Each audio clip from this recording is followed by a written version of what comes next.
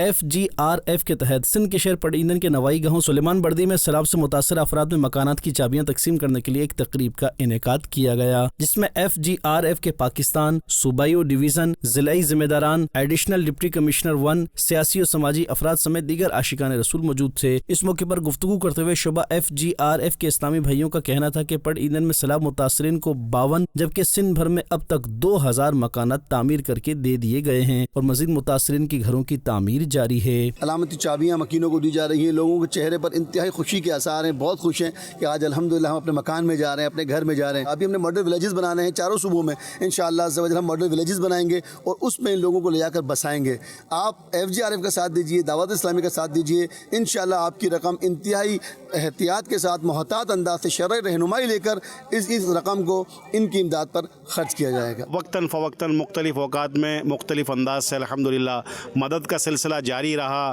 سیلاب میں جب لوگ گھرے ہوئے تھے، بے گھر تھے، کھانے کے اور دیگر معاملات میں ان کو پریشانی تھی، الحمدللہ اس وقت FGRF نے پکا ہوا ریڈی فوڈز، تیار کھانا ان کو مہیا کیا۔ پھر اس کے بعد راشن کا سلسلہ ہوا الحمدللہ۔ پھر اس کے بعد جب یہ اپنے گھروں کی طرف واپس پلٹے تو ان کی فصلوں کے حوالے سے بیج کا سلسلہ تھا الحمدللہ، تو بیج کی ان کو ضرورت تھی تو دعوت اسلامی کے شعبہ FGRF نے ان کو بیج بھی فراہم کیا۔ FGRF کے اسلامی بھائیوں کا کہنا تھا کہ ہم متاثرین سیلاب کو بھولے نہیں ہیں، جب تک یہ متاثرین اپنے اپنے گھروں کو لوٹ نہیں جاتے جب تک ہر ممکن امداد کا سلسلہ جاری رہے گا، لہٰذا آپ بھی دکھیاری امت کی خیر خواہی کے لیے FGRF کا ساتھ دیں۔